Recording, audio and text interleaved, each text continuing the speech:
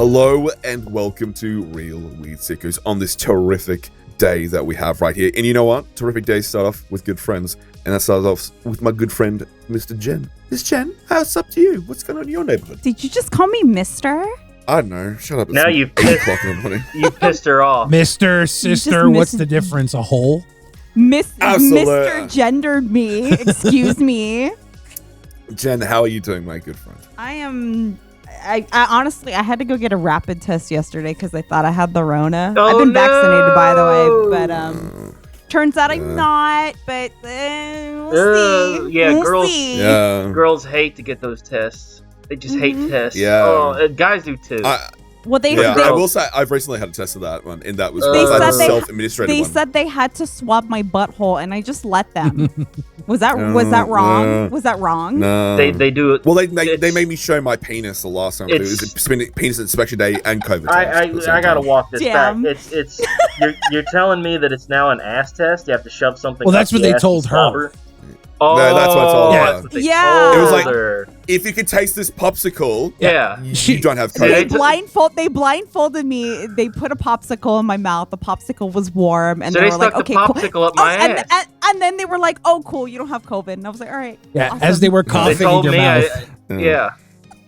Exactly. It wasn't even a COVID test site. It was like a stolen Prius that some homeless guys were in the back seat coughing. Like, yeah, we can give you a test. Jem walked in. It looked legit. You know who's too legit to quit? That's my good friend, Mr. Charles Kahn. Charles Kahn, what's happening? Well, brother, let me tell you something.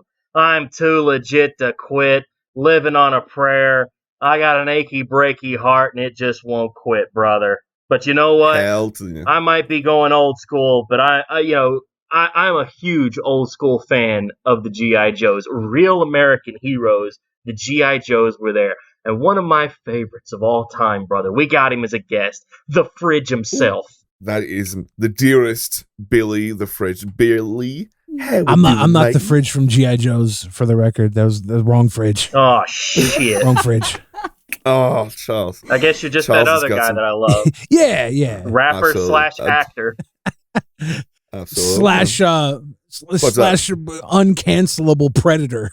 Yeah. Fucking try me. You said uncancelable predator. Try me. I got canceled by animation Twitter once, Billy. They were so mad at me. Oh God. Yeah. You'd have thought I was the worst prick in the world who hated cartoons and had just set cartoons back 50 years. Okay, we know you like cartoons. Posted a meme. You've already brought up G.I. Joe's. Yeah. Absolutely. Yeah. But I will say there's somebody who's uncancelable got the thumbs up from Trisha Paytas. Wasn't that correct? Oh, you got a shout out from American porn star Trisha Paytas. She is probably one of the nicest, most honest YouTubers there are. So that was a big thumbs up for me. Right on. Yeah, I feel like Trisha's not going to bullshit. Like Trisha's never going to... She's what the kids call base. And red-pilled. And red-pilled, yeah.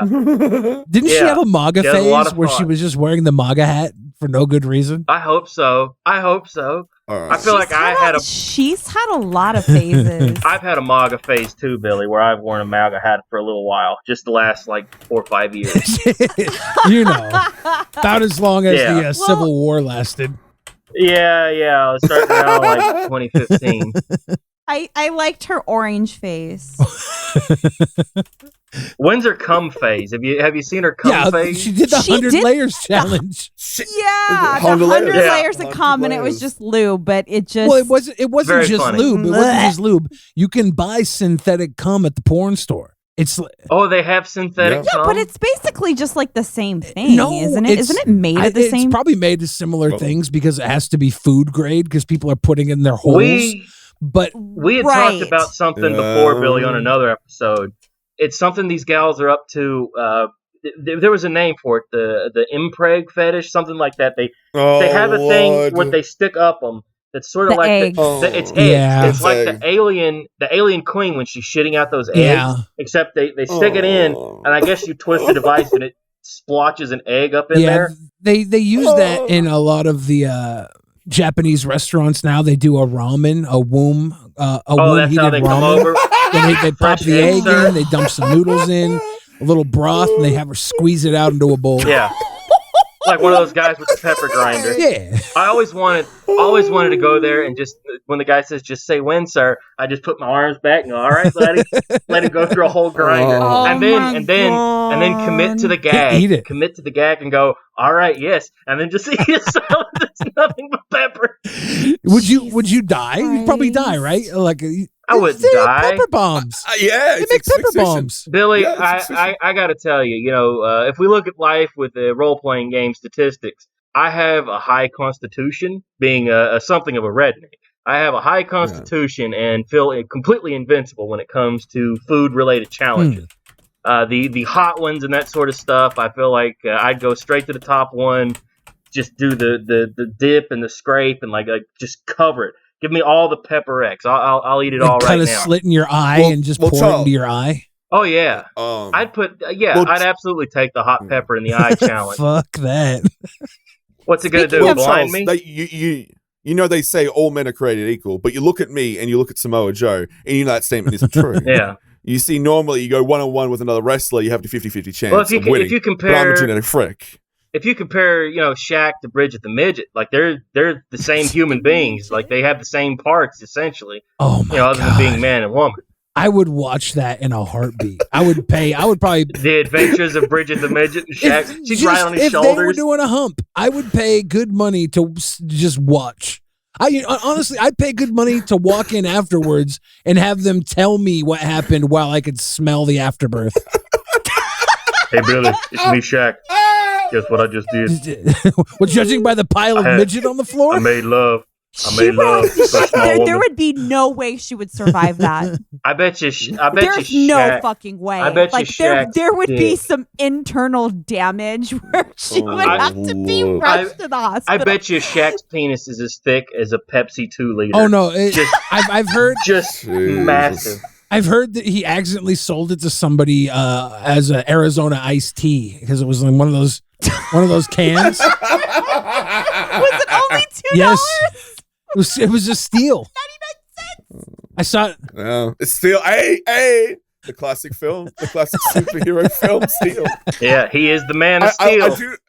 I will say it is hilarious that I quoted Scott Steiner, and that was the least weirdest thing that happened in that last 5-minute break. It was gold. Well, exactly. Big Papa Pump. He's the greatest of them all. He's got freaks 6 days a week. Yeah. Well, speaking of Shaq, he was actually on AEW and he wrestled a match. Oh yeah. And he got put through a table. He got put through a proper table. So shocked to see Shaq actually come out and do work on a wrestling show. I'm like, oh my God, Shaq, what are you doing? Like, and watching him, like you could see guys try to throw their arms up as they take bumps. It's like, oh God, Shaq, throw those arms up, throw them up, land flat back. What are you doing? and I just got so worried watching it, just like. I was sweating bullets going, oh my God, Shaq's going to break his freaking leg. Because this isn't the first time, not the first time Shaq has wrestled either. He was at a Royal Rumble maybe 4 or 5 years ago. He was in one of those. Who would you drag into the ring, Billy? Who would I drag into the ring? Yeah. Gila Klein. Gila Klein. Why? You don't like her editing skills? No, I feel like she is... Not a fan of her business acting? No, I feel like she's the only worthwhile opponent. She's military trained. Yep, she was an Israeli commando. I've seen her carry just about every other YouTuber she's been on a show with, and I want to go toe-to-toe with a former Israeli military operative. I think it's like being a governor. Like once you're an Israeli commando, you're always an Israeli commando. So like you could make a good statement there. Maybe like they could make that. I mean, since like Ethan doesn't want to fight Keem, Ethan doesn't want to fight. Maybe Ela wants to fight. Yeah, I think that they should get their bitches to do the fighting for them. I'll tell you right now. I'll whoop them. Keem is without a bitch right now. I'm bitch by proxy now. Anybody. I'll fight. The chain of command comes down. Billy, would you fight me? Can we fight? Like in a hot tub? Yeah. Ooh, man against man. You could have a splash and dash. I will fly you down. I will fly you down in October, Charles. Yeah, just so I can fight Billy. We'll have the battle. We'll have the battle of the bellies. How tall are you? Billy versus Charles. How tall are you, Charles?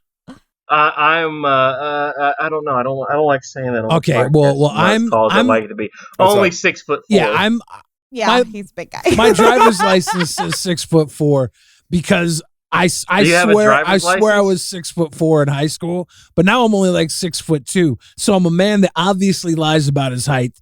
I'm a man of ill repute, is what I'm saying.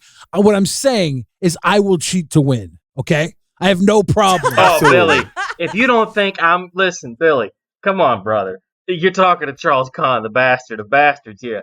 I would absolutely. There'd be eye poking. There'd be groin shots. Dirty. I would do the fish hook move. That's illegal in damn UFC. The fish hook is illegal in UFC in the 90s. That's how illegal a fish hook is. Have you ever watched Ultimate Surrender? Oh, yes! Oh, my God, Billy! We're going to bring up Ultimate Surrender. Billy, explain to me what Ultimate Surrender is. Ultimate Surrender is like an MMA-style fighting series. At the end of every match, the winner has full-on coitus, penetrative, dominating sex with the loser. Sex.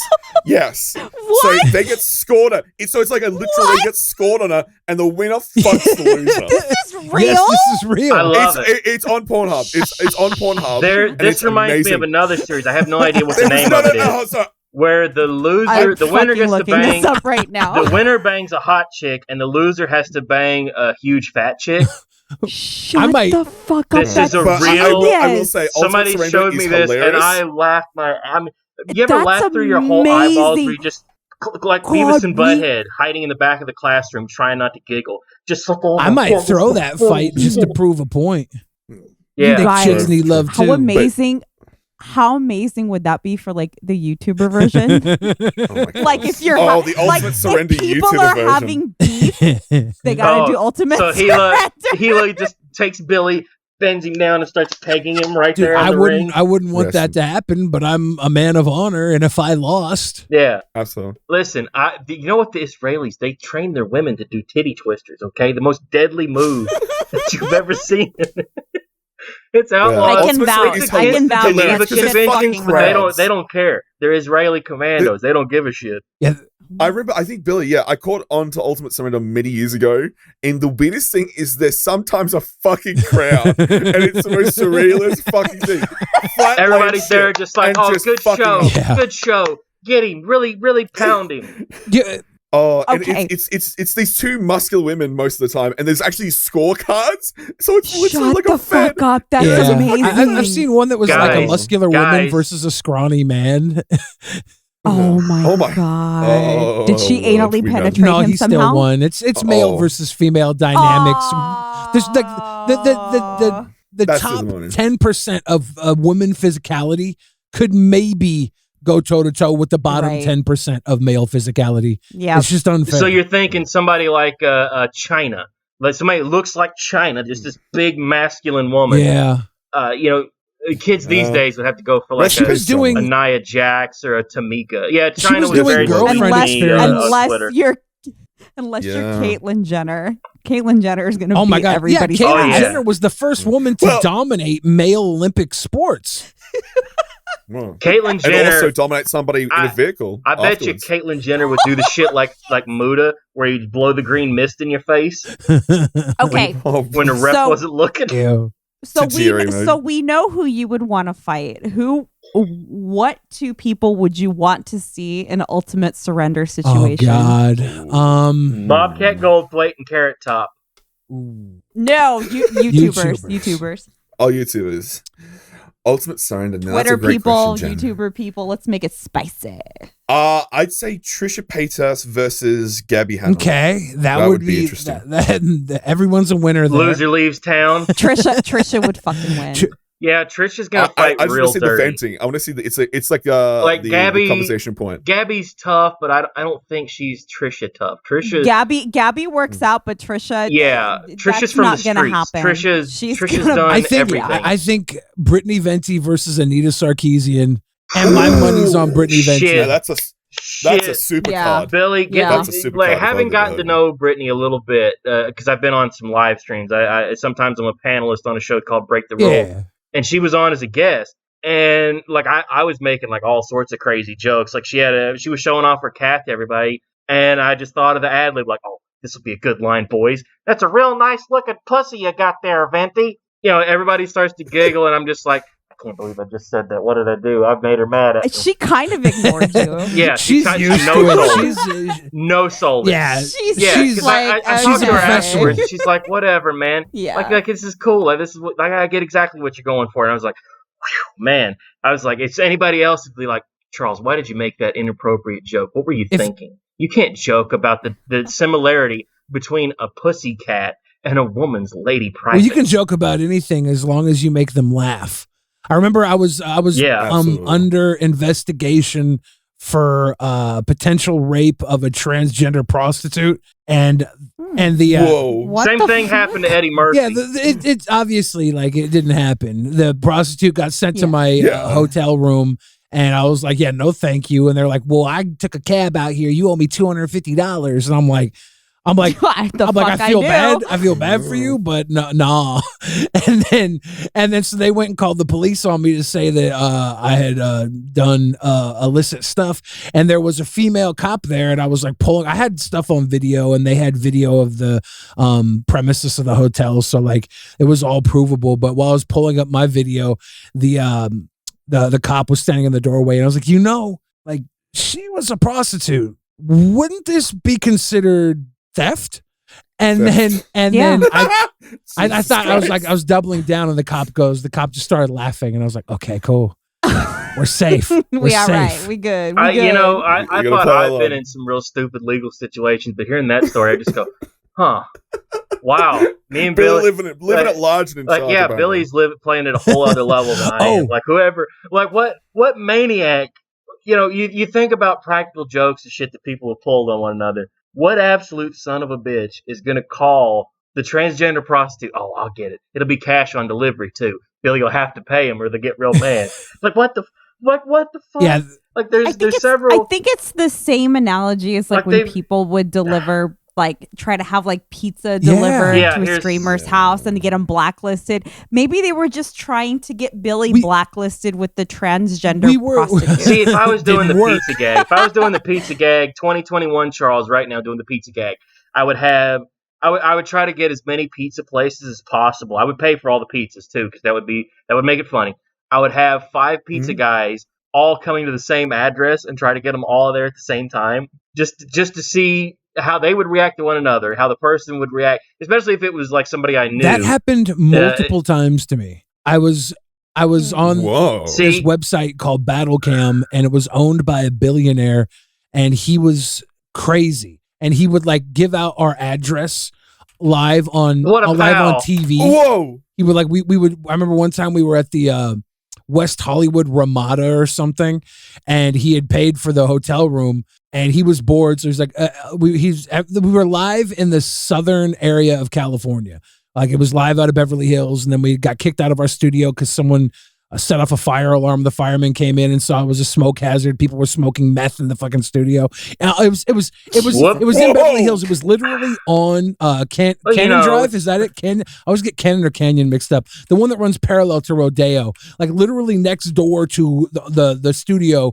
Arnold Schwarzenegger got his haircut there every 2 weeks. I'd see him there all the time, and fucking. The fireman came in like, you can't do this here. They shut us down. So the billionaire was putting us in these hotels, and he'd get us in like these expensive hotel suites, and then he'd get us kicked out because he was bored. He'd just tell everybody where we were, and they'd send pizzas, they'd send prostitutes, they'd send all types of stuff to our door. It was psychotic. Yeah, Speaking of which, fair enough. Since you just talked about Arnold Schwarzenegger, what's probably the most bizarre, strangest celebrity encounter you've ever had? Ooh. That's tough to say. Oh, there's multiple. Oh then. Yeah. Billy's been doing stuff for so long and publicly. Like he's probably bumped elbows with all the most infamous of celebrities and people. So there was one. There's one that wasn't as bizarre as it was cute, and I think I'll go with that one because some of the other ones might be a little too like out there. But we like that. But like some of them probably, might come back to me. So I have to be a sweet boy and respect that. Yeah, like people have adventures and do things that, in the privacy of a bathroom with a guy. Exactly. And you can leave that to imagination. That could be anything in the world that anybody does in a bathroom. At a public maybe park. Maybe Macklemore nicknamed his cock the Rolex and draped it over my hand to show everybody what time it was. I don't know. No. True flex hours. It's a true we flex. don't know. We don't know if it's true. Was that the cute one? Yeah, maybe it's true. Maybe it's not. But what time? Are you familiar with Little Dickie? Oh yeah. Yeah. He's the white guy rapper. That's he's his got gimmick. He's got a show now. He's on he FX started now. out. He spent his. He made some rap songs, made some videos, spent his bar mitzvah money when he got done with college. Yes. And he made these videos that were pretty good. So what happened with him? So this is like, you've seen the show Dave. That's the show he does. And this was before he ever made the show, but I was opening for him at a venue, and it was before the show started. And I was like doing sound check, and I saw him walk over to the concessions. It was like an all age. So they had like the little cookie stand with the water bottles to sell the kids. And I saw him walk over after sound check, and he's like, hey, how much are these cookies? And the guy at the thing was like, no, we don't sell these till 7:00. And then you could see him look so defeated. And see, I get mad at that kind of shit. At that point, once the guy says we can't sell these till 7:00, that's when I just say, all right, here's $5. I'm taking. Well, yeah. He had walked away, so I like went up to the guy and I was like, "Hey, man, can I get a couple of those cookies?" He was like, "Yeah, go ahead." And then I just went to Little Dickie. I was like, "Hey, did you want some of these cookies?" He's like, "Oh yes." And he was like, and it was like the quote from his show. But he goes, "Hi, I'm Dave," and that's like he's that guy. It was like very sweet and nice, and we talked for a little bit. He's adorable. Yeah, he's a good guy. Does a good show. I've heard stories about William Shatner like that. Like people, I knew some people that run comic book stores and shit like that, and they said that they had a working relationship with him where he would come to every year they'd have a big thing out in Huntington where he would come to like the hotel, and it would be like a meet and greet thing, like Star Trek comic book, like that kind of one of those weird conventions. Yeah. And said that he was the nicest dude in the world until it was time to do stuff, and then he would become Mr. Moneybags. He'd be like, all right, it's $200 for a photo, a handshake, and then move along. Yeah. You can be nice. You can be nice, and you can be professional.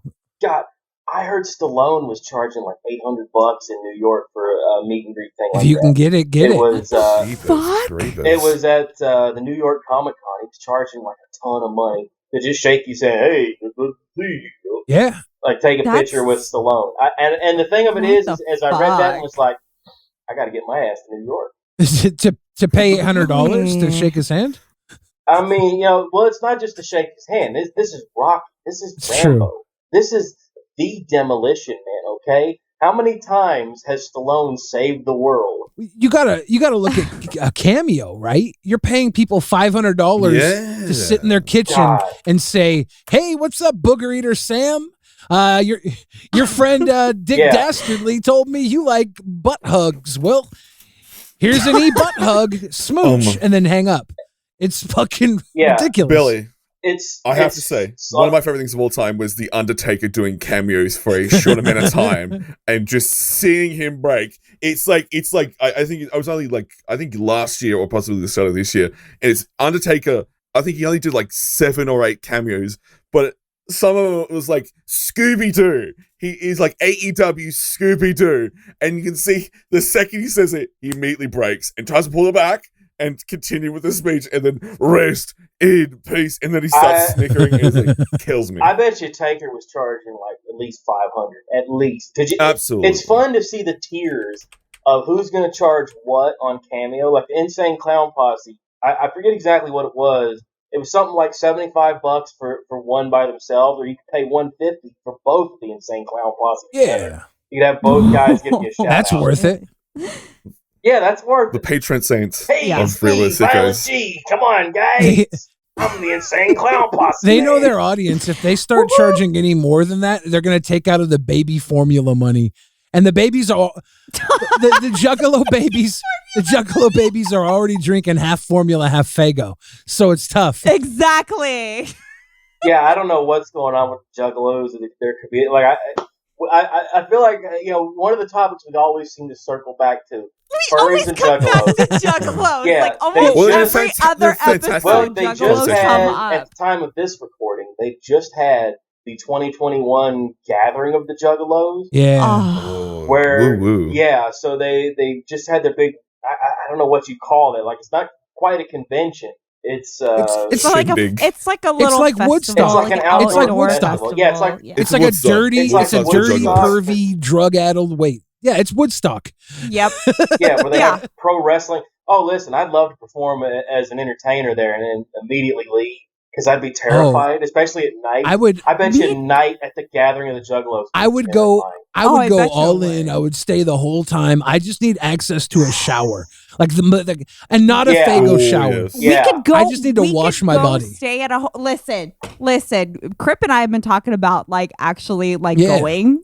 Like one of these days, we need to all just have a fucking field trip, get an Airbnb down the street. I think we should hang out at the festival all day. We should rent. Well, Donovan's got the. We should rent a real deal RV, like one of those nice ass RVs. Okay, and keep Let's the Juggalos on the outside of the RV. Maybe we'll have a little barbecue or a cuck tent they can sit in, because they just can't come into the clean RV. We got to be able to be going there, right? And disappear. Yeah, I know that they do a decontamination. Exactly. I'm down for that. Let's do it. Because Tom Green's performed there, and they have different rappers come up like Exhibit and dudes like that. That'd be fun to try to win over that crowd. Because you think about doing live performance in front of people. You think about the orneriest crowds possible. But they're like carnies. I wonder. It's like The Simpsons. Like you can't they'll fool you and they'll trick you and then they'll take your RV and your tent and shit. Yeah. Just like the carnies on The Simpsons. I'm half Juggalo. There was a gal. I'm half Juggalo on my dad's side, so I'll know how to talk to him. Well, yeah, we're a man of the people. We go back. We can talk about the Great Malenko and all this shit. Like we know the language. We know what a Nedden is. We know all about it. The Insane Clown Posse thing just fascinates me so much because they've invented their own language, they have their own world, and they've done it their own way. Which, attaboy, Insane Clown Posse. They did it their own way because the original way they started, they got called out for being fucking whack frontsters, right? And they're like, okay, if we can't be inner city posse and take from gang life, we're going to go all the way in the other direction and we're going to take from carnival life and fall directly into our wrestling subculture, our crazy stories. And they did it their way because, copying didn't work out too well for them. Right. It's a good gimmick. I will say, actually, you made a great point, Billy. As a feller who wears a mask online and talks a lot of shit, I happen to think very highly of the group Kiss and what they've been able to accomplish. Think very highly of the Insane Clown Posse. Gimmicks. You look at somebody like they had a character in wrestling called the Repo Man. It's the goofiest, worst gimmick possible. Or Akeem, the African Dream, a 500-pound white guy who wears all African garb, Jen. And he comes out. Did they rip Akeem off of Coming to America? Holy shit! Yes. Yeah. So it was a reference to Dusty Rhodes. Yeah, Dusty the American Rhodes, Dream. The American Dream is he was the Southern wrestling guy who was the most popular guy, and he would often talk with what the kids would call him. He had the Southern drawl. Yeah, Southern drawl. Yeah, very he a black accent. Yeah, he had told the promoter that. Junkyard Dog, the big wrestler at the time, he had left town, and the promoter was talking to Dusty, saying, "I got to get another brother in here to be the lead guy. Like we need that Southern, like that guy, and he's got to be black." And Dusty Rhodes said, "Don't worry about that, baby. I'll be your brother. Don't you worry." And so he started doing that exact accent, and that became his gimmick. Well, I will say you actually brought up a really great point. There's actually a Kiss wrestler in WCW called the Kiss Demon, and it happened for a cup of coffee in WCW, and it was a gimmick that absolutely shit the bed. They hyped it for weeks and weeks, and then just what a fart it happened. Well, didn't they have a contract with Kiss where they had to push them on TV for a certain amount of time? Yeah, absolutely. WCW, and then it zoomed out. I love WCW so fucking much because it's the worst mess ever. Everything in it is just so thrown at the wall. Let's see what sticks. And sometimes stuff sticks and it's cool. It's like, oh man, check out Vampiro. and then it's like, oh man, check out Vampiro. Like, what was he thinking with this? But then they'll bring it back around. Be like, okay, yeah, all right, Vampiro, yeah. I could just see Kiss coming out there like begrudgingly, like we're contractually obligated to do this. WCW at one point in time, the heads of the company had a meeting at TBS at Turner Network saying, listen, we just got the rights to all these old movies. We want to try to synergize with WCW. And they were hyping up that they were the broadcast network for the Wizard of Oz. Mm-hmm. So they come up with a gimmick character for Kevin Nash. Yes. The guy that eventually played the Super Shredder and was like this big greatest wrestler of all time. They dressed him up Big with Diesel. A cape and a great Malenko, like, the big turban thing on his head and a weird mask, and called him Oz and pushed him out as like a Wizard of Oz character. Yeah. So this happened before the NWO invasion. Yeah. So this is clean face Nash before he went to WWE, then came back. That would have been like what, 90, 91? He was Vinny Vegas before 91. He went to WWE as well. Yep. They put him in these roles because he was a freaking 7 foot tall muscle man. And then he went to WWE and he fucking went through the moon, right? Like with his first year there, he was, or I don't know if it was his first year, but within a year, he was the tag team champions, the Intercontinental champion, and the world champion within the span of a year. They put a rocket strap on his back. Heard a good one on him the other day. Somebody asked Godfather, like, is it true that you guys couldn't go to strip clubs? Because Kevin Nash said they told him not to go to strip clubs. And the Godfather just starts laughing and goes, well, that's what they told Kevin. But they didn't tell me and Undertaker that. We love going to strip clubs. Well, speaking of like gimmicks associated to media, Mike Awesome, who was an ECW wrestler, went to WCW and became the fat chick Thrilla and came up with the bus from the Partridge Family, or it was a weird cross-hatching bus, and that bus, Shaggy 2 Dope, got a fucking razor's edge onto the back of it, slid off, and smashed his head on the stage. Those dudes, it was horrific. Some of the bumps that wrestlers take, like we were talking about the Shaq thing, man. Like Shaq going through the table is pretty bad because it's like, oh my God, Shaq, you don't do this every week. You haven't been a basketball player in like 15 years. He went through 2 tables. So he's inside the ring, Jen. The guy, did he pick up Cody Rhodes? Did he pick up Cody Rhodes, or did Cody pick him up? I don't recall. So Shaq was on the outside, where the tables both were. Went through the table. They went through. They both tumbled together. Yeah, you can't. And it's not the gimmick like fall apart WWE tables. These were like regular ass, brown tables. Even if they were, there's like a certain point, if you're hitting the ground a lot, whether it's a bouncy floor or not, your bones are gonna say fuck this at some point. No. Yeah, the wrestlers. And you're gonna end up in chronic pain. It was definitely the old school WWE tables, because I posted a clip in there, and you just see it absolutely just shatter into like a billion parts. Yeah, because Shaq is a humongous dude, and he literally, from his shoulders to his legs, barely covers himself for the tables. But again, I've heard from a lot of my, I think by proxy, I've heard that going through a table is a lot easier than going on straight into the mat, because the mat is a lot harder, because it's a hard stop. It's not the fall that hurts you, it's the sudden stop that gets you. But you know what? Some of the mats aren't as good as others. Different. Some of them have a little more spring to them. Some mats are notoriously stiff, and some mats are notoriously swaffed. Yeah, absolutely. But I think this is the perfect time to mention it. CM Punk's return to wrestling in AEW was absolute solid fried gold, my good friends. Has he wrestled yet? No.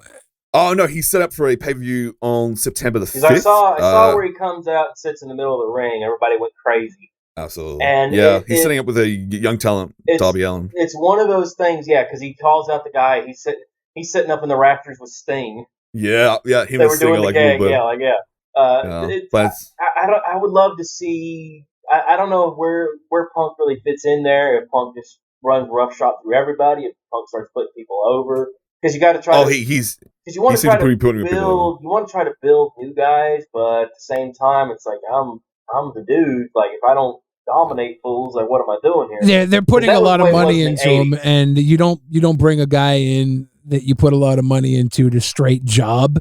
You build opponents by making them look good next to the guy everybody wants to see. So I've been watching a lot of the old Saturday night main events on the WWE thing and just watching every week they'll have Hulk Hogan in a squash match with somebody, and he just beats him within 5 minutes, does his Hulk Hogan shit, hulks out, like all the stuff that everybody wants to see. And it's like, man, why don't they do this on modern wrestling? Where are the squash matches? Where are the jobbers? Where are the guys? That's how they built Braun Strowman. That's how they built Braun Strowman up. Remember, he was coming out and he was wrestling 3 or 4 squash dudes. Yeah, and that's how we got that little no-chin boy, Ellsworth. Yeah. James Ellsworth. Yeah.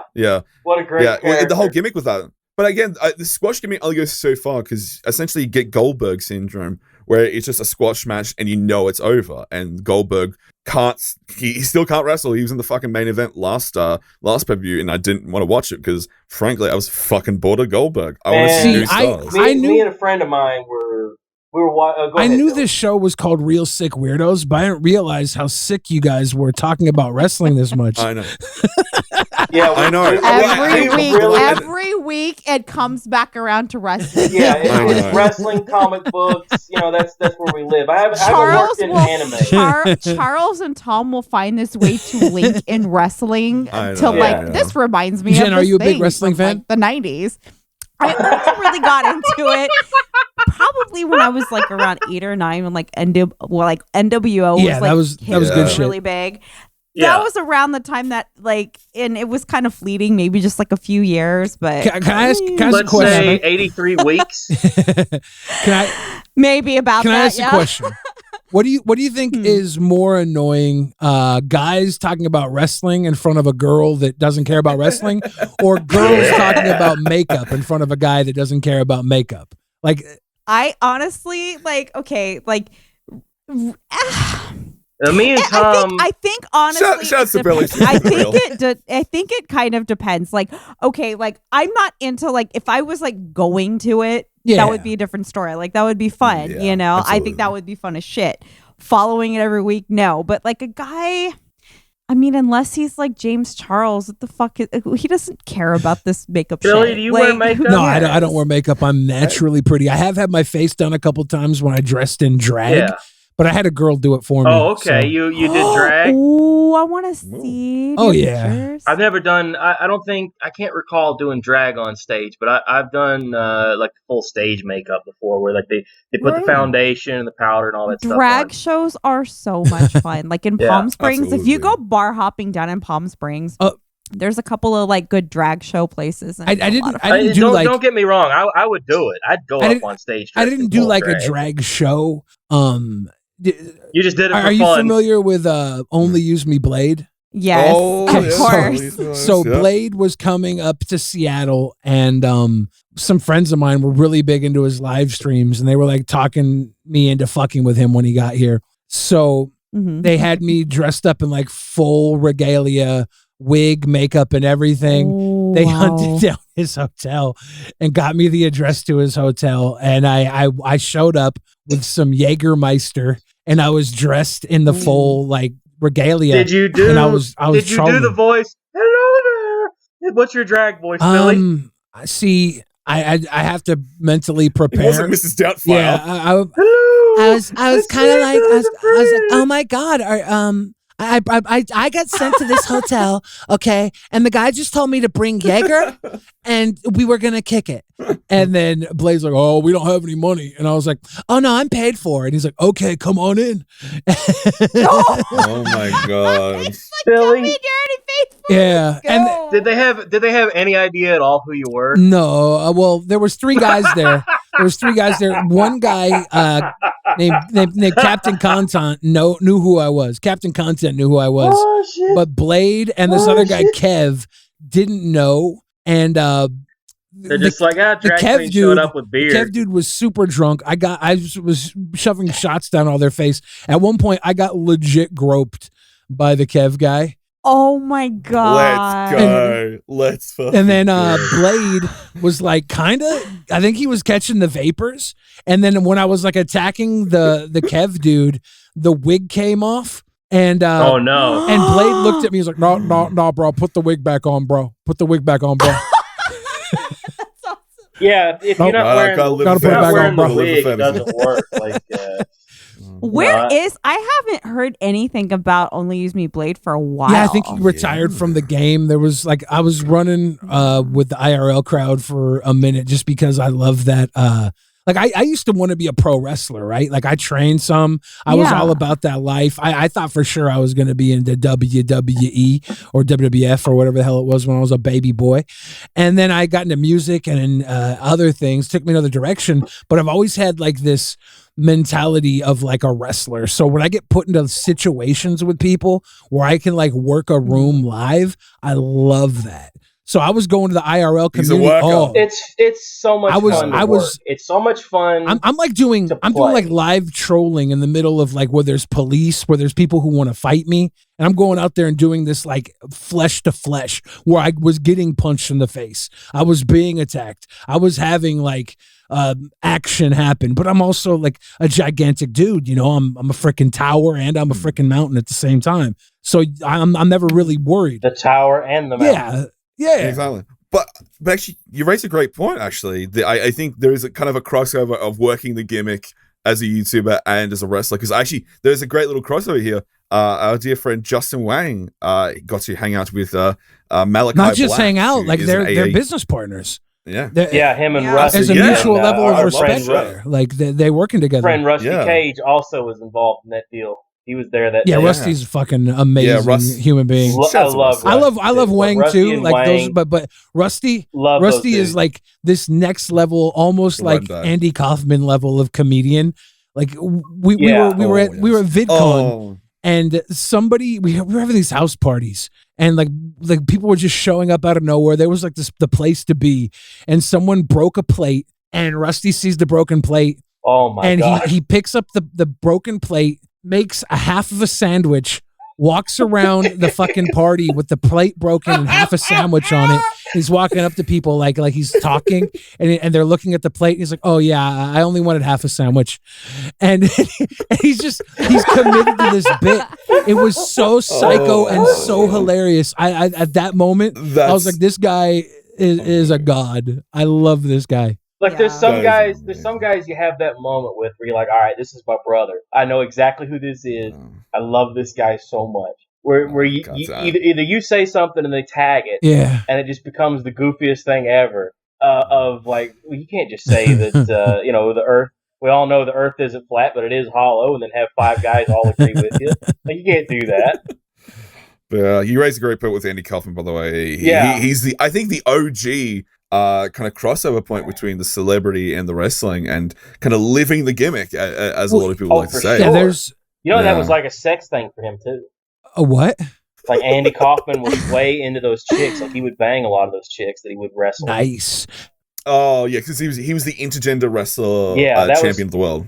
Jen, his gimmick was that he would go out. He was on Taxi at the time, so he had like some Hollywood cred. He would go out in Memphis, Tennessee, in the Mid-South territory. Get on screen and go, all right, all you hillbillies, I'm Andy Kaufman. I'm Andy Hollywood Kaufman. I'm a Hollywood star. And you rednecks and losers, you ain't nothing but a bunch of yahoos, and I'm so much better than women. Well, let me tell you. And then he would wrestle women. And he would get off on it because it was so much fun. The thing about Andy Kaufman is we never really knew who the fuck he really was. Yeah. And that's why he fits so well. That was the beauty and the genius of Andy Kaufman. The commitment. He learned that. Yeah. He learned that from pro wrestling, right? Like the kayfabe. Yeah. He was the being away where people aren't sure if it's real. The only reason people say wrestling is fake is because they believed that it was real at some point, right? And they were fooled. And they're like, well, isn't that fake? Yeah. Isn't that fake? Yeah, it has been. It's been publicly fake since before you were probably born. The Gold Dust Trio. That's the point where it returned to be on the reality of yes, it is choreographed, but there's still a lot of not even like the sacrifice or anything like forget about that. Like we don't question whether movies are fake or not. We only question this. You're right. We only question this because we were fooled by it, and now we're angry, and we put the stigmatism on it because we were the idiots, and that's. It's like saying the A-Team was totally fake. Yeah. There's a special effects guy. Duh. there's a special effects guy who's done a ton of horror movie stuff, Tom Savini. Oh, yes, and he put the wrestlers over. Like, he's done some stuff like making masks and things for like Triple H, like that big skull crown. He did, and he made the Fiend mask. He made the Fiend mask like more recently. But he said that he goes, wrestling's a live stunt show. That's what the guys are out there doing night after night. And when it's he said performance. When he said it that way, because a lot of people will say it's like live action superheroes or soap opera, and like those things apply. Live stunt show. Yeah, that is exactly what it is, because it's two people or more sometimes trying to tell a physical story with their body, like an athletic sports story, where good guy and bad guy. Like at the best level, it's good guy versus bad guy, where you want to cheer for the good guy, root against the bad guy, or if you're an asshole like me and Billy, you're going to root for the Undertaker no matter what. You New Jacks of the world, like New Jack. Jen would love. Yeah, rest in peace, our boy New Jack.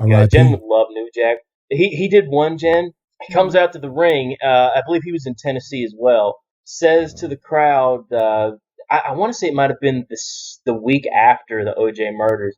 Comes out and says, I want to give a shout out to my homeboy O.J. Simpson. That's two less white people to worry about. Keep up the good work. Oh my God, I love that. The promo's amazing. I actually love the fuck out of that. That's amazing. You see him kind of looking around with his eyes like, am I really about to say this shit? Oh, yes, hell I am. Yeah. Because he cuts a promo and goes, y'all come out here and do violence? Violence to you is putting a figure 4 on a guy. Violence to me is soaking you in gas and burning you.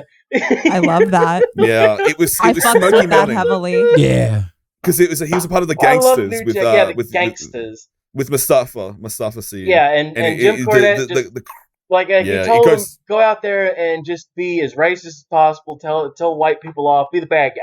And New Jack's like, sure thing, pal. Because New Jack has before he ever became a wrestler, he's the most fascinating character in wrestling for sure, like a human being, because before he was ever a wrestler, he was a bounty hunter. He was one of those bail bondsman dudes. Had multiple justified homicides. I want to say it was 4. I think it was 4 justifiable homicides. There's a lot of backstories though with wrestlers that are interesting. Like it's crazy. It's not crazy. It makes sense. The type of people that would put up with the shit you'd have to put up with to be a wrestler in the 90s. Oh God, the travel. Oh, absolutely. The travel alone, that schedule of every, whatever it is. It's. I want to say at one point in time they would do 3 house shows. That's untaped shows, Jen. They would do the house shows 3 times a week. Then they would have the 2 film TV shows, and then on Sunday nights, once a month, they did the pay-per-view. And so they would get like one day off to be at home with their family, maybe. Yeah. And that's in the when everybody's flying. I couldn't imagine that travel. That schedule. Like Stone Cold said, it felt like he was famous for like a year. Like it just blew by. Beyond traveling, like a lot of those guys coming up through the 70s, 80s, 90s were fucked up. They were fucked up human beings. Like I met Jake the Snake at an airport, and like he saw how big I was, and he was like, man, Dallas Page just helped me get off liquor and shit. I want to help you lose some weight. Here, take my number. Switch my number. And DDP yoga. Jake the Snake gave you, like, he looked at you and had that human moment. Like, hey buddy, like I could tell you're hurting. Take his number here. Well, man. he saw an opportunity to help, and he wanted to pass on the help he received. Wow. Right. And so we had a little bit of a rapport. I was opening for him on a show here in Seattle, comedy show. I was doing my music and shit, and he was doing comedy. And the Seattle crowd is very social, like aware. Let's say for whatever. Woke? Yes. And for lack of a better term. And Jake, I've seen his act a couple times, and he did this bit where he was talking about back in the days of wrestling, it all were cheap as hell. You'd share hotel rooms, and there was a guy that would snore like a son of a bitch. And this story basically had all the other wrestlers circle around this guy, and while he was snoring, his mouth was open. They took a kielbasa sausage and jammed it down his neck. Fucked him in the throat with a kielbasa sausage.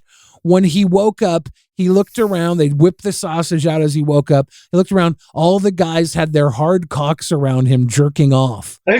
So he had thought he had just been mouth raped for snoring, right? Right. And so the crowd, of course, instantly goes, "Oh my God, you guys raped him!" Well, yeah. And you know, yes, they did. Certainly a sex crime. They did. Certainly a sexual, certainly sexual misconduct. But at the very least, that wasn't an isolated incident. That's how shit happened back then. It was fucked. Yeah, for them that was Tuesday. And for you to be in the industry, generations after like this stuff has been going on, the Nasty Boys Club, the Carnival Boys Club, the people going from city to city, not giving a fuck what they do in the next city, because by the time they're back, the people they did it to will be such big fans of wrestling still, they'll let them fuck them over again. It was scumbag incarnate. And these guys were coming up in it, and you had to be a son of a bitch like New Jack or like Scott Hall, tough son of a bitch, big dudes that ain't to be fucked with. He did a homicide too. You know, you have Booker T coming out of prison, tough son of a bitch. Yeah, these guys robbed that Wendy's. These guys are not to be fucked with, and you had to be not to be fucked with to survive. It was a different world. It was. And I will say, I've heard from a lot of people recently. It's a much nicer backstage for a lot of people. Have you heard? Speaking anything? of that, well, Jake came back to AEW. He's actually managing one of the wrestlers for a New Japan Pro Wrestler, and the backstage is a fun, nicer place. Even like for the Fed WWE, like it's like everyone's got vlogs, like being the elite, like Evil Uno and the stuff. Now it's actually just a nice place to be. It's healthy, for everyone involved. That's probably for the best. You know, as much as we say like pressure makes diamonds, and you really want to see like guys that really worked hard to get there, you really want to hear the story that, oh, hey, actually they abused a guy in a hotel room. Because what if that guy just decided, all right, well, I guess I was raped, I'm going to go blow my brains out now. Yeah. Because that kind of shit happens. You're still... Well, that's everything that shows up on Dark of the Ring. Yeah, definitely. Yeah. Then it turns into like that sort of thing. Like the Bruce Brody getting stabbed in Moroccan wrestling shells. There was a big thing in the early 90s.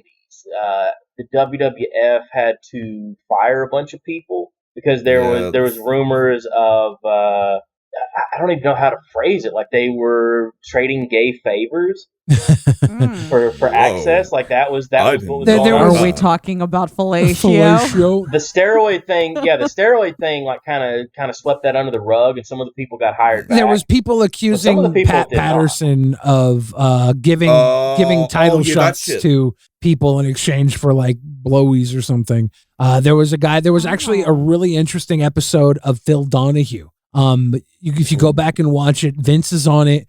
A young Dave Meltzer is on it.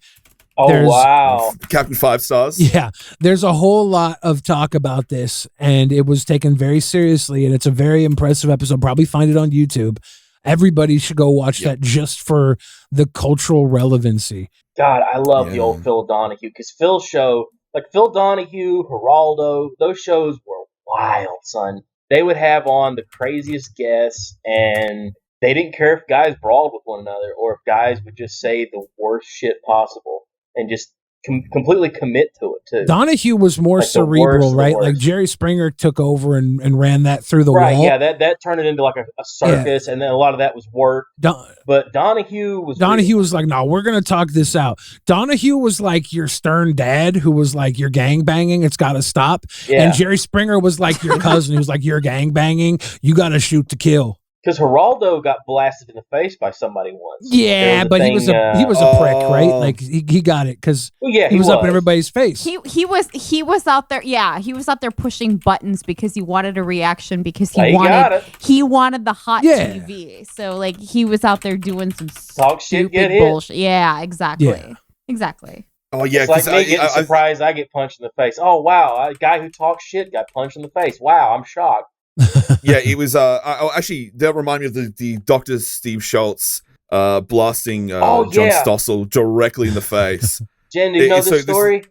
This dude. This guy Tom. Who's the biggest looking son of a bitch. He looks like Sid Vicious mixed in with Stone Cold, and this curly blonde hair, big fella. Yeah, he says, "Is this wrestling fake?" And he says, "Is this fake?" And he just open palm strikes him motherfucking side. Boom! Bitch slapped him. Bitch slapped him as hard as a man can slap another man. And he goes down like a bag of shit. This looks like picture in your mind, everybody. Billy the Fridge is this gigantic Shaquille O'Neal of a man. Picture him slapping a Danny DeVito looking guy. Just bitch slapping. Danny DeVito's a badass, by the way. Oh, absolutely. Oh, Danny DeVito does all sorts of cool shit. Danny DeVito is legit like a god tier human being. Yeah, like he understands how to do a comedy bit and commit to it. Because like you look at some of the shit he's done on Always Sunny, where he's just getting weird and living in squalor and playing filthy. Yeah. And his character is so evil.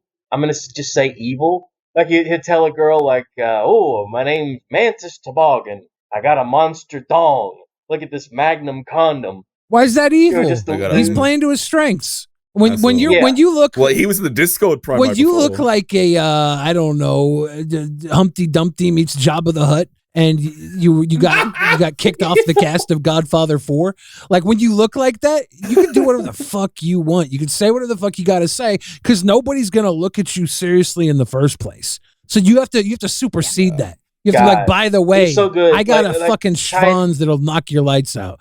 And then she's like, okay. Tie it back to rise above your mark. Tie it back to Taxi, man. Like with Andy Kaufman, he was so good on Taxi. Taxi was such a good show because it feels like one of those like dramedies, but it feels like it leans more into the drama than the comedy part. Yeah, they like MASH. I feel like was more 50-50. They had a very impressive cast. I don't think that like.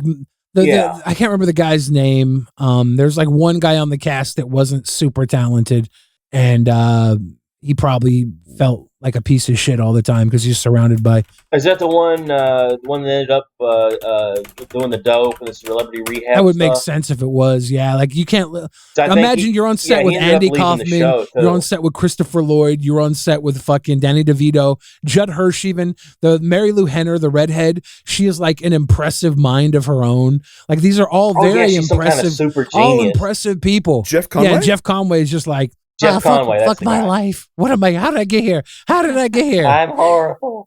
I want to go do drugs. And he's like, you get to be a part of a history, right? Like nobody's mad at you because you were the last guy to sign your name on the Declaration of Independence. But you still feel like the last guy to sign his name on the Declaration of Independence. You don't feel like John Hancock, right? You think Benedict Arnold felt like a piece of shit? Like at any point he's like, oh man, I fucked up. No, why would he? I bet Judas did. I guarantee you Judas. Nope. Like, oh, why? Because he hung himself. Yeah, but he's only because the mob pressure afterwards. Like all of cancel culture historically, from Judas to fucking. You think Judas was canceled? He was canceled. Yeah. What is he supposed to do? Like he was doing what he was told. And check this out. This is the worst part.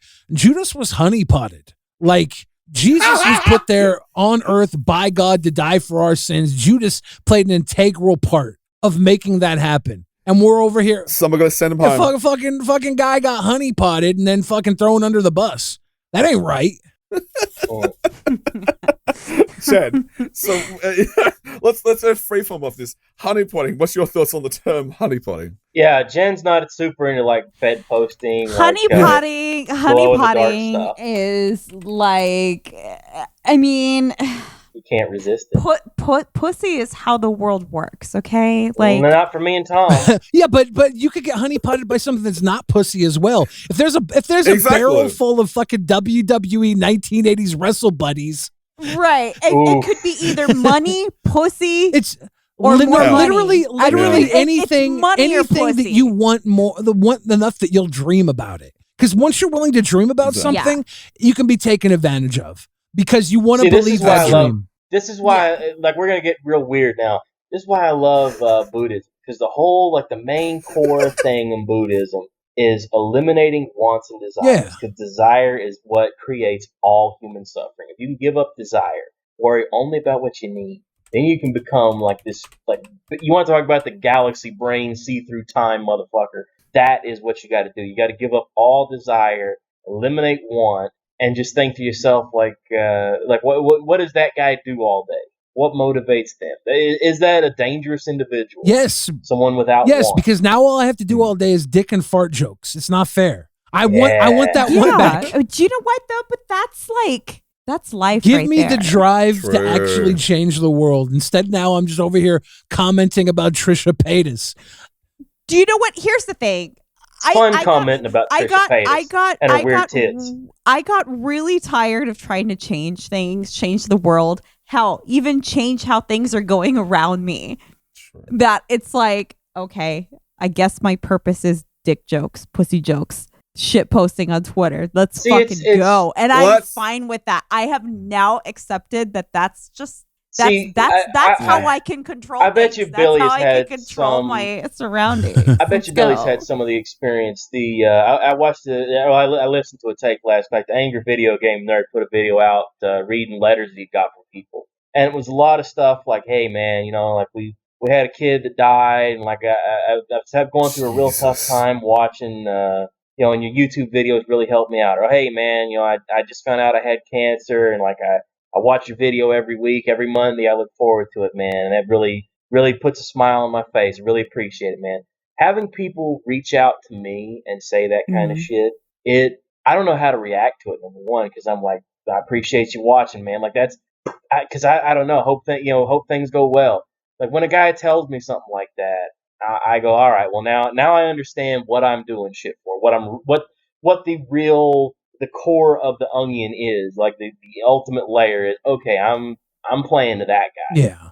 Because there's that guy, there's a lot of that guy out there who's having real problems. He's got some real shit going on. Even if it's just like one or two people, because I've only had like two people say that shit to me. So it's like, okay, I've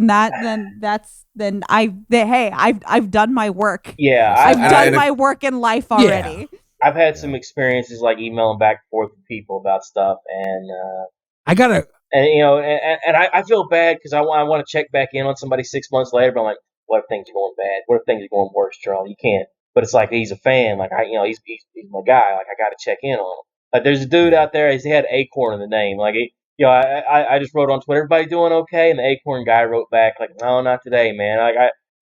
When I was my good friend, when they were deplatformed from Twitter, they lost contact with that Acorn guy, and it bothers them because they're like, I can't remember what Acorn man's name was. Like Acorn guy's gone, and it just sat there at night going, hope Acorn guy's doing okay. Where were Acorn guys? Have you ever had a really like off fan, Billy? Have you ever had a psycho? Have you ever had a psycho? Of course. Do tell. Well, for one, I am not talking about any of the people I'm talking to right now. Don't worry about that, guys. At least not yet. Look, okay. I don't want to get into specifics because I'm a very sweet boy. Yes, you are. Yes, you are. And I vouch. I've known Billy off and on for the last couple of years. Billy's a great guy. I like Billy a lot because Billy's genuine. Billy's a genuine. He literally, I will say this. He doesn't have, if somebody needs criticism, they'll get it. But he doesn't like, he's not a mean boy. He doesn't like to talk shit about people. And ain't the Billy way. Yeah. Okay, so vouch. I just want to make sure I'm not. Having said that, I want to make sure I'm not triggering. Ruthless when I don't want to trigger anybody that's currently having a bit of an obsessive nature about them with me, right? Because this always like it falls out. It's dirty. Is bad. About less than 15 years ago, somewhere between like 10 and 15 years ago, I was coming up in the Seattle music scene, the rap scene, and there was this big message board that, Macklemore, all these guys that were there, like guys that went to go get signed to Rhyme Sayers. Everybody was a part of the Seattle music was on this message board, and we just talked shit about everybody. Every once in a while, someone would get caught at a show and punched in the face for something they said online. It was like online trolling with actual real life like consequences. So it was next level. It was great. But there was a girl on there who had, I don't know, she had like banged somebody in the music scene and got a little crazy and a little controlling and obsessive. A woman banged a guy in the music scene? Yeah. And she was very easy to take commentary on, right? She did a lot of things that she could comment on, and I would always flip her a little shit. And she got obsessive over me, and I got a call from a lawyer friend of mine who was like, "Hey, just to let you know, I've done legal stuff with you before, and I've done legal stuff with her before. I have to tell you, like, I'm like legally bound to tell you that she's making like threats against your life and you should take this into consideration. He was like, and like, this is just one of like probably 100 cases. I had a guy that was like a fan, super fan, and he was going around in these DMs and he was like trying to like, you know, hit on the little girls that were in the area, like the not like little, but like, you know, they're like these girls that came up in the dance nightclub scene. Short, you know, girls. They're 19, 20, 22, young women, you know, but he was like in there being like super toxic, obsessive. And this one girl, I've been close with her since she was like probably 18. We came up on a fucking forum message board bullshit. We were buddies and we were connected, and he was digging at her at a club one night, being super like sketchy, gross. And she like knew that we were mutuals, me and him, because he was a fan of mine. So she like came to talk to me about it. I called him out on it. He starts threatening me and everybody loosely associated with me. He's spiraling out of control. He ends up like, there's an APB out on him on the Capitol Hill nightlife scene, right? Jesus. Like all the security guards are like looking out for this guy because of how psychotic he's been online.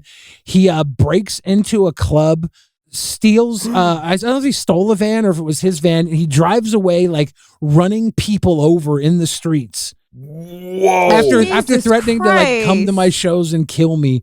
And so like the guy was like on the level where he could have easily tried something, you know? And oh my God. And these are just like some examples. Jesus Christ. These are the ones far enough back that I don't think they'll come into fruition. I think that we're safe now. But you ever heard that there's a piano playing dude? We met him after the show. He's the guy. Fuck, man, what was the name? He's got the song about the she's a brick. Da, da, da, da. That guy. Ben Folds. Yeah, we met Ben Folds. You met Ben Ben Folds? Folds? To him. Yeah, Ben Folds. We went to the Ben Folds concert and talking to him after the show. Folds. And he's just the friendliest dude in the world. And I was like, man, this seems a little sketchy. Like, you just hang out with everybody, say hello. You ever have like a bad one of these? And he said, oh yeah, man.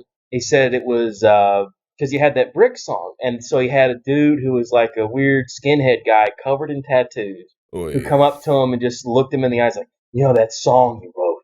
It's about abortion, right? No shit. No fucking shit, motherfucker. I wrote it. Said this dude's looking him in the eyes like as he's signing autographs, taking pictures of people, you know, doing the after show thing. And he just said, yeah, you know, it's about what you think it is. I think I'm going to go, guys. just took off. I'm getting the fuck out of here now. Yeah. But you know what? You got to know when to bounce. Absolutely. Yeah. And speaking of that, and I will have to say, that's a great point to rest on. Out of craziness, Billy, let me say, it has been an absolute flipping pleasure, my great Billy's friend. One of the most fun people. This was so much fun. Like, let me tell you. Billy's one of the most fun people. I've been feeling like shit for the last, 2 days. But for the last, 2 hours, I've been, hella pumped because it's Billy Day. And it's been, the best. I totally forgot. It's the best medicine. Exactly. That's what Billy does. That's what Billy does. He makes things better. Exactly. Because I've heard from everyone I've ever...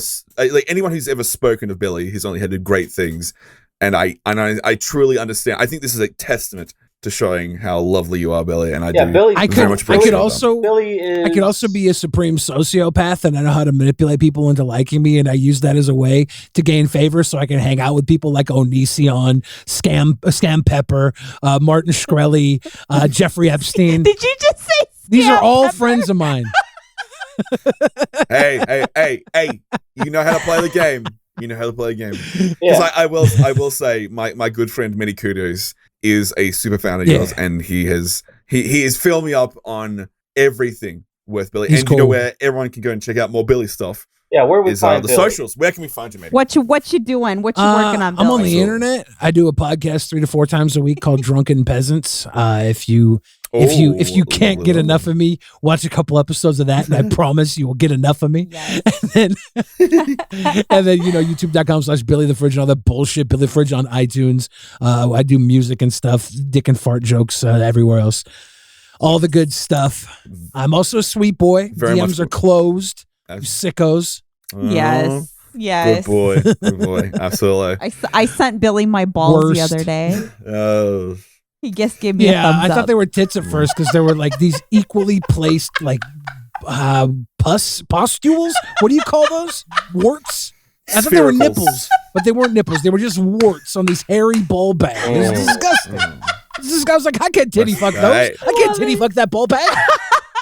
Yes, you can. You just have to close your. You just have to close your eyes. That's true. And think and of use England. a lot of That's lube. true. No. Exactly. You got to stare at those balls long enough that they wink at you. Wink, wink. And speaking of winking, Charles, where can people find you on the social media? Wink, wink. I'm youtube.com/CharlesCon, twitch.tv/CharlesCon, twitter.com/themask_bastard. That's where you'll find me posting memes, talking shit, being the son of a bitch bastard. I'm also on TikTok, Minds, all shit. Absolutely. Well, Mr. the mischievous, TikTok. absolutely, the mischievous Miss herself, Jen. What are you up to on the socials, my good friend? Well, I'm trying a blank right now. I will say people should check out a certain trailer on Jen's channel. If not, the content is already that's gonna be by the time this comes out. That's gonna be long out. Absolutely. That's gonna be long out, Tom. Yeah, Merry Christmas, everybody. Merry Christmas. I have every Tuesday on Twitch, Lauren Order D&D. I suck at D&D, so don't talk shit to me because I'm just learning, okay? Yes. But that's Tuesdays on Twitch. We'll get you there. Lauren Order. We should say it's lore as in LORE. LORE. Lore. Like lore. deep Internet lore. Poser. Lore. Okay, so we're that gatekeeping. Oh. We're gatekeeping. Gatekeeping. Seriously. Joe Boss and gatekeeping. Seriously, Crip and I are like totally out of our like zone here. So it's like we're now nerds. So we give ourselves swirlies. We give ourselves wedgies. It's like exactly. If you finally join the club proper. That's like the time that I decided to become a slut and I gave myself blowjobs. Yeah. I wish I could do that. I'd do it for good, you know, man. You know that gag in Clerks where the guy breaks his neck doing that? That's based off of Kevin Smith really sucked his own bird one time. And when he came, he felt like he didn't know what to do. He's like, oh, I could never be gay because I don't know what to do now. So he panicked. Cuddle yourself. Gay. And I could be the best. That's a real world Sickos ever. right there. There you go. Exactly. And you can find myself Real at shot in the Tom_Video mouth. Girl and probably editing this podcast. So I don't know. Keep yourself busy. Yeah, absolutely. I definitely wasn't playing video games all night with Kudos, and I have to do editing all day today to get stuff up. Well, we're already supposed to have an episode up in, I got 2 out last time. I got 2 out. 40 minutes? We have 40 minutes until we have like an episode due. It's not up because I had to hang up with James. No, Jenna, I'm sorry. I'm sorry. Y'all want to hear us fight right now? God damn it, Tom. Whoa. Okay. Whoa, Billy, I think we just worked ourselves into a shoot. You know what? Billy, I appreciate Billy you. Know how it goes. I know exactly. how it goes. Billy, the loveliest person in the world. I love Tom. I love Jim, and I love Billy. Whee! Billy's great. And we love platonically everyone at home because we don't want it to cause parasocial relationships. I disagree. Exactly. I'm forcing myself on everybody listening at home. Deal with it. Yeah, Exactly. I only love the party dudes. That's what I'm officially calling Charles fans. If you say And no, Jen, what do we that say just makes me say yes harder. Jen, should we stay weird and should we stay sick? I'm gonna keep it real. I'm gonna keep it real. And keep it real. Thank you so much, and we'll see you next time. Bye. Bye.